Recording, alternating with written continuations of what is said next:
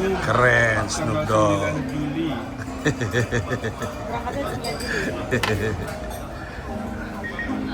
Gili mau kemana?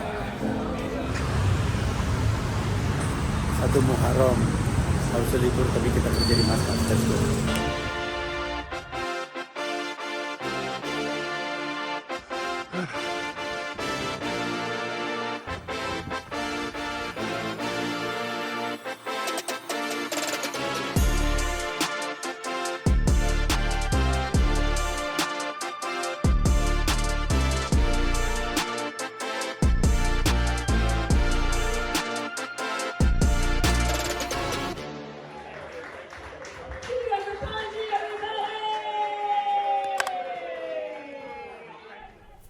Oke.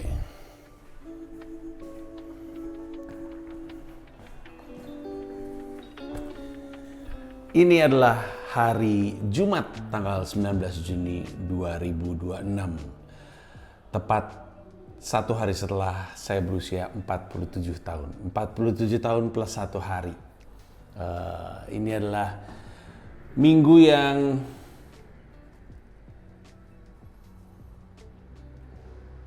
menarik. Bukan hanya karena gue berkegiatan cukup banyak, ketemu sama banyak orang dalam rangka media visit tentunya, tapi juga karena di minggu ini gue resmi 3 tahun menuju 50 yang gue targetkan akan menjadi umur di mana gue akan mencapai predikat the best shape of my life. Itu target gue. Umur 50 gue ada dalam kondisi prima. Sekarang lagi on the way ke sana, lagi menuju ke sana. Ada banyak hal-hal buruk di masa lalu gue yang udah gue perbaiki. Dan ternyata sehat bukan cuma masalah kurus, masalah banyak hal. Itu banyak yang gue persiapkan supaya pas umur 50 gue bisa bilang best shape of my life. Tapi mari kita cerita minggu ini apa yang terjadi. Hari Senin gue banyak kerja aja, meeting seperti biasa. Hari Senin kan harinya meeting, tapi gue juga sempat mampir ke rumah sakit kesehatan jiwa di Dharma Wangsa untuk mengisi konten YouTube mereka. Jadi ada Zoya, ada Dr. Aswin dan juga Dr. Hans. Zoya itu psikolog gue, Dr. Hans itu psikiater gue. Pertama kali ketemu sama Dr. Aswin di situ, kami ngonten bareng. Gue jadi bintang tamu di podcastnya mereka. Topiknya itu tentang bipolar dan obrolannya bagus banget. Gue berharap podcast ini lanjut terus dan bisa ngasih edukasi soal kesehatan jiwa kepada banyak orang. Nanti lu cek aja YouTube-nya. Gue nggak tahu rilisnya kapan, tapi harusnya dalam waktu dekat rilisnya dan berharaplah podcast itu jalan terus karena bagus banget. Maksudnya wawasan yang gue dapat dari situ. Salah satu ini sedikit aja ya highlight ya. Kalau gue nggak salah nangkep, mereka sempat ngomongin bagaimana apa yang terjadi kepada kita secara mental tuh banyak sifatnya hormonal. Terus Dr. Aswin bilang, manusia mengontrol hormon atau hormon mengontrol manusia? Terus jawabannya, hormon mengontrol manusia. Ya. Untuk yang nggak percaya, untuk yang bilang manusia bisa mengontrol hormon, ya coba aja lu ngomong sama perempuan, apa kalau bisa ngatur siklus menstruasi lu gitu. Aduh, harusnya bentar lagi gue mens, bikin bulan depan ting gitu kan, nggak mungkin. Bahkan kadang-kadang ada yang irregular gitu ya jadwalnya, ada yang belum waktunya terus dapat atau nggak dapat sehingga sakit, ada banyak lah. Tapi hormon nggak bisa diatur. Itulah kenapa kalau kesehatan jiwa itu berkaitan sama hormon, untuk mengatur hormon kadang butuh obat. Nah itu salah satu cara untuk menceritakan kesehatan jiwa dengan sangat baik itu terlihat dan diberikan di podcast tersebut. Nanti lu nonton. Abis itu gue balik lagi ke markas untuk kerja, meeting aja seperti biasa. Terus, oh my god, gue lagi bikin podcast tapi ini nanti. ada rombongan karyawan gue, ada beberapa mantan karyawan gue tadi pada datang. Anyway, tadi gue mau ngomong apa? Oh iya, abis itu Senin balik lagi ke markas, terus udah gitu gue kerja seperti biasa, terus beres. Hari Selasa tuh libur, 1 Muharram. Tapi gue tuh gemes, nggak bisa diam dan malah bingung gitu mau ngapain nih gue. Akhirnya gue memutuskan untuk berangkat ke markas, kemudian gue kerja di markas, terus kelar kerja di markas, gue balik, terus gue lari. Habis itu hari Rabu gue memulai hari dengan media visit. Gue lagi mikir kemana gue ya Rabu pagi. Kalau gue nggak salah, gue pergi ke Malaka Project. Kalau gue nggak salah, Rabu pagi gue ke Malaka Project. Terus di Malaka Project gue bikin beberapa konten. Satu kelas pakar, kalau nggak salah nama kontennya. Yang satu lagi podcast Malaka Project bareng sama Kania sama Coki Pardede. Obrolan juga menyenangkan, ditunggu aja kontennya rilis. Abis itu gue mampir ke YouTube-nya Sarah Wijayanto, Bicara Sarah Wijayanto. Juga seru, ngobrolin banyak hal. Kebetulan gue sama Sarah kenal tapi jarang ngobrol panjang. Dan sekali ini ngobrol panjang di podcastnya dia. Terus kami tuh sama-sama suka nonton Soulful, ada band yang suka main di seantero Jakarta, tapi gue paling sering nonton mereka di Beer Hall tiap hari Kamis. Terus kami sering ketemu, terus gue bilang sama dia, kapan lu nonton Soulful lagi gitu? Ntar malam yuk, kata dia. Kata gue mah besok, tanggal 18 Juni pas gue ulang tahun. Gue bilang, oh iya bener, Demian kan beda 1 hari sama lo, yaudah deh mungkin sekalian ketemu, udah aja. Abis dari situ gue balik ke markas, terus gue open mic di bawah, mencoba atau menjajal materi baru. Terus habis itu gue balik. Hari Kamis adalah hari saya berulang tahun. Kamis gue merayakan ulang tahun gue dengan nge-gym jam 6 pagi sampai jam 7 gue nge-gym. Kelar dari gym gue video call sama anak-anak gue, sama Mila juga. Kami mereka ngucapin selamat ulang tahun ke gue, terus kami janjian pengen merayakan ulang tahun gue dengan bermain sesuatu secara online. Terus kami main sebuah game, Dipo yang nemuin gamenya. Gamenya beberapa gitu, ada satu yang gamenya gambar, ada satu yang kayak permainan improvisasi sambung kalimat gitu. Jadi Dipo bikin kalimat, terus kita nggak tahu nih yang bikin kalimat siapa.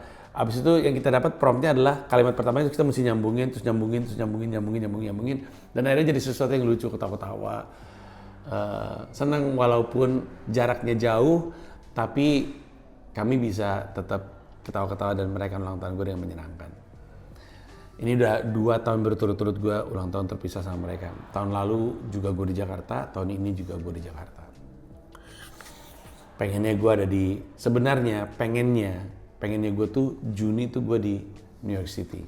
Jelas kenapa? Karena selain gue berulang tahun di bulan Juni, jadi gue bisa merayakan sama anak-anak sama istri gue. Tapi lagi ada Piala Dunia dan Knicks masuk final, bahkan Knicks juara. Gimana coba tuh? Gimana tuh? Lagi ada festivity. Ini kan tanggal 18 Juli kemarin parade di New York City. Lagi ada parade mereka juara setelah 53 tahun. Semua orang bertanya, kenapa Panji di Jakarta? Kadang gue pengen jawab, gak tahu. Gue juga pengennya adanya di New York. Sejak gue pindah ke New York City tahun 2022, semua orang bilang enak banget ya Piala Dunia pas lu lagi di sana. Gue juga tahu itu. Tapi ternyata tidak memungkinkan. Kerjaan lebih penting. Comika lebih penting.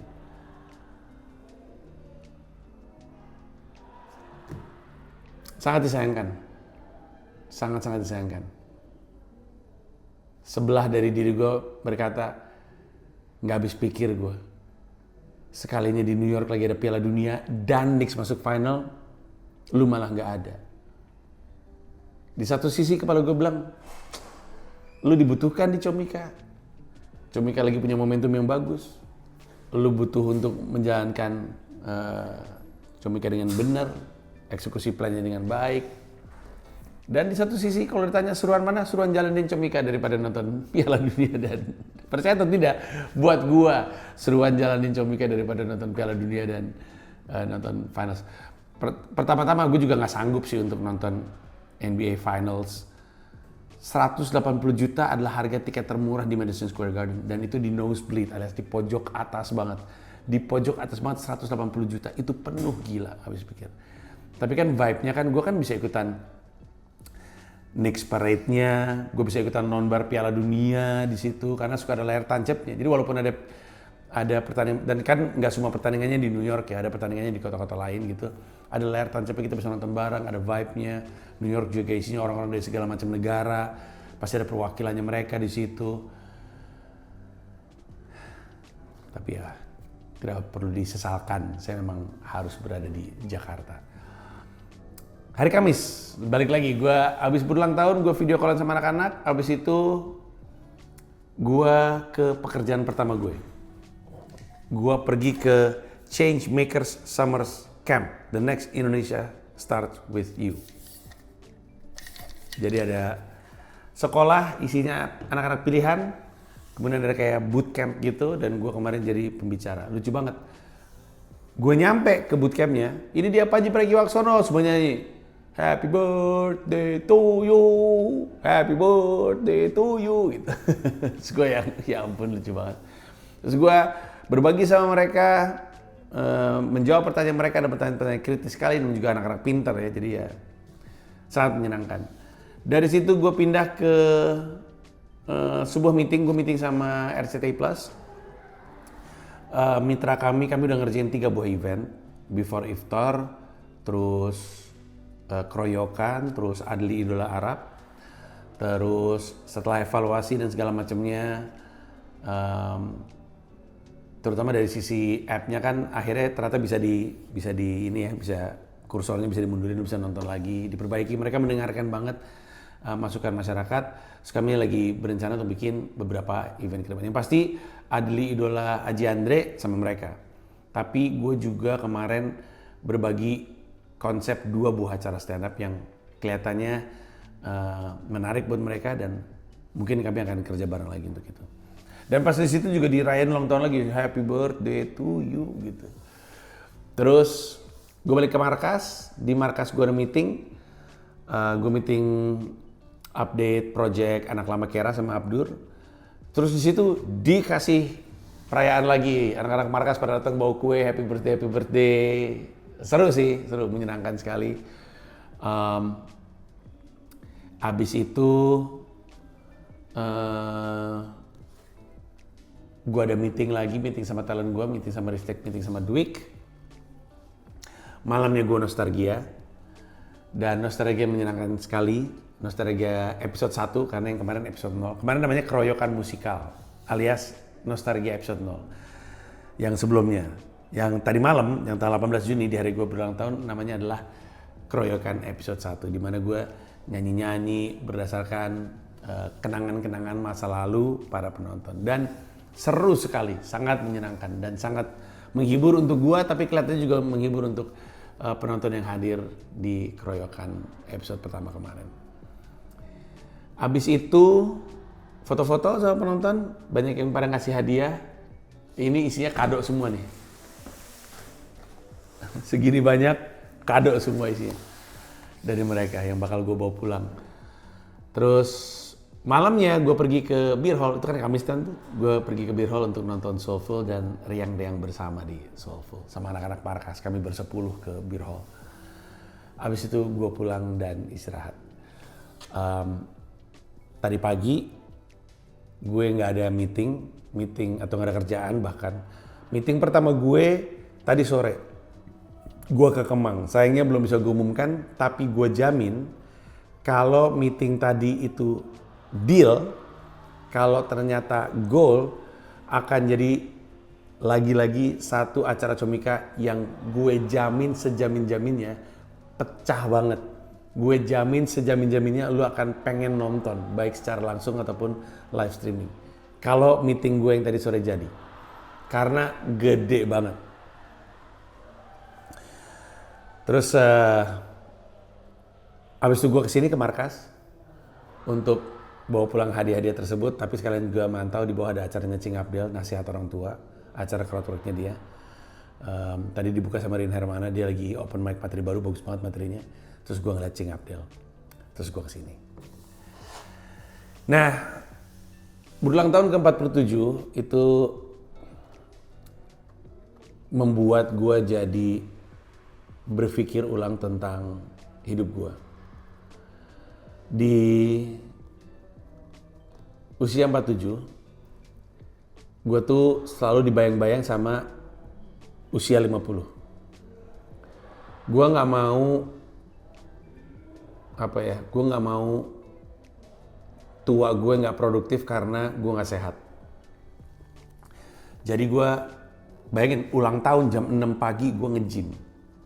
Karena gue pengen bilang sama diri gue sendiri, Ji, di usia 47 tahun ini, jangan berleha-leha, jangan bersantai-santai. Mulailah misi baru untuk kesehatan hidup lu. Kalau mau ngasih pesan sama diri lu sendiri, kasih pesan sama diri lu bahwa fisik lu mesti lu tempa dengan baik.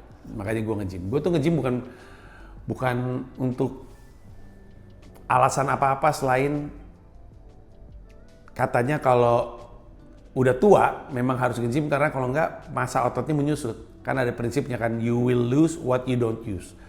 You'll lose what you don't use. Lo akan kehilangan apa yang nggak lo pakai. Barang-barang di rumah lo tuh makin jarang lo pakai, makin nggak tahu ada di mana-mana ya barang. Udah lama nggak dipakai gitu kan. Sama, otak dan otot juga kayak gitu. Makin jarang dipakai, makin kehilangan. Nah, gue nggak pengen nggak pakai otot gue. Makin tua, gue makin nggak aktif kan. Emang aktivitas kesehariannya nggak sama kayak zaman kuliah gitu. Dimana mondar-mandir mulu, jalan mulu, basket mulu, bola mulu gitu kan. Sekarang kan nggak kayak gitu, jadi mesti disimbangkan. Nah, gue masih rutin lari, masih rutin nge-gym. Gue nargetin maraton tahun ini, tapi kalau boleh jujur gue masih belum dapat bib number untuk maraton manapun, jadi mungkin nggak terjadi. Tapi gue seminimalnya HM kali ya tahun ini ya. Terus mungkin tahun 2027 gue bisa maraton. Tahun 2029 ketika umur gue 50, gue akan coba lagi maraton dengan harapannya PB lah, personal best. Dengan terus ngejalanin habit nge-gymnya gitu. Jadi gue tuh kalau dapat badan bagus adalah bonus, tapi yang ingin dibangun adalah kebiasaan untuk nge-gymnya itu.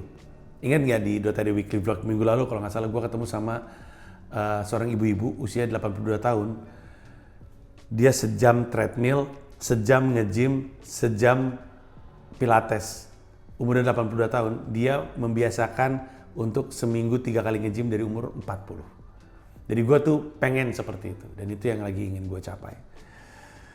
Itu secara kesehatan. Secara bisnis, gue lagi ada di masa-masa yang bahagia banget jalanin Comika karena jalanin Comikanya ini lebih banyak dipicu sama semangat ketimbang sama frustrasi. Waktu gue megang Comika tahun 2019 sampai 2022, itu banyak banget frustrasinya. Kebanyakan adalah karena gue nggak tahu caranya jalanin perusahaan. Labelnya doang direktur utama, labelnya doang CEO. Tapi nggak tahu bener-bener soal bisnis, gak tahu apa yang mesti gue lakukan sebagai seorang direktur utama. Kalau sekarang gue udah tahu jauh lebih banyak dan itu membuat gue jadi jauh lebih semangat, jauh lebih happy. Dan waktu tahun 2019 gue diburu-buru waktu karena dalam kepala gue tahun 2000 waktu itu mikirnya 2020 bahkan. 2020 gue mau pindah ke New York, jadi gue langsung buru-buru nge-setup, buru-buru nyari pengganti, buru-buru transisi, dan semuanya serba stres karena diburu waktu. Sekarang gue di kepala gue nggak ada bayangan mau ngelepas Comika, jadi gue lebih tenang, lebih menurut gue ya lebih bijak dalam mengambil keputusan karena tidak lagi diburu-buru sama waktu. Gue tahu gue akan ada di sini untuk waktu yang sangat lama. Gue pengen jalanin Comika dengan benar, dan lu bisa ngeliat sendiri hasilnya ketika gue balik lagi megang sebagai direktur utamanya Comika.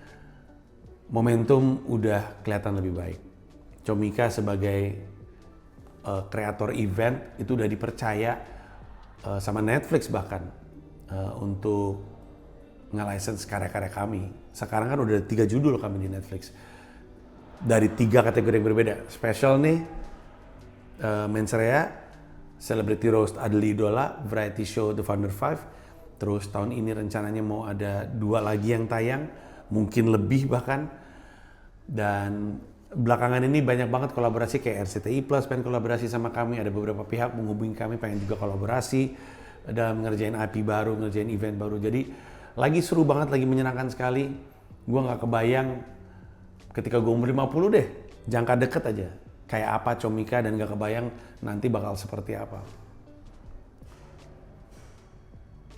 Secara mental gue ada di posisi yang jauh lebih baik. secara fisik gue jauh lebih sehat. Momentum menuju 50. Walaupun gue yakin akan ada banyak kendala, akan ada masalah, akan ada prahara hidup jamin. Tapi secara fisik dan secara mental, momentumnya tuh positif sekali menuju ke umur 50. Momentum kesehatan mental, momentum kesehatan fisik, momentum kesehatan perusahaan lagi baik, dan gue bersyukur gue dikelilingi sama orang-orang yang mendukung gue untuk mendapatkan apa yang gue pengen dan yang sayang sama gue. Ngomong-ngomong soal sayang,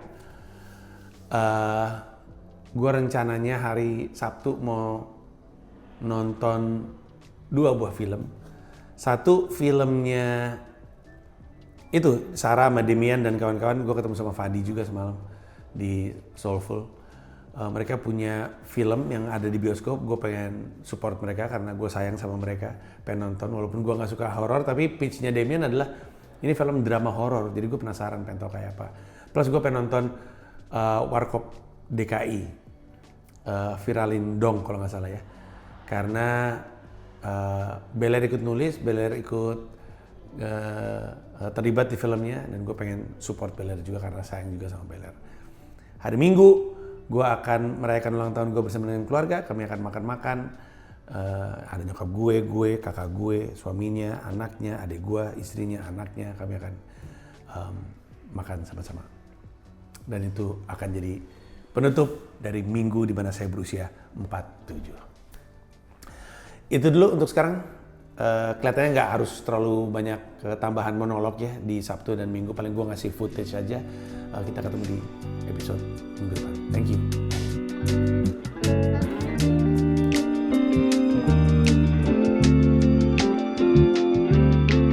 Enggak banget gitu. Ibu udah lama nggak ngeliat gue cukur. Ibu lebih suka kayak gini. Iya, jadi lebih ganteng, lebih muda, lebih seger. Iya. Iya. Mirip Andia, makin mirip Andia. Iya. Jadi aku sering-sering karena banyak juga yang suka ngeliat aku ada brewoknya. Enggak, tapi kok ya boleh kalau mau. Tapi sekarang ini seger banget. Lebih seger.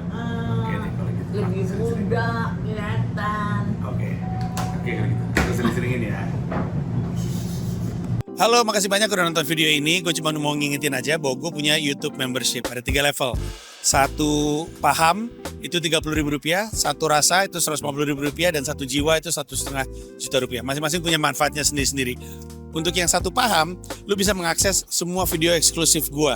Seperti Sila, di mana gue ngomongin politik, Siniar Hiduplah Indonesia Maya, dan juga open mic gue baik di Jakarta maupun di New York City.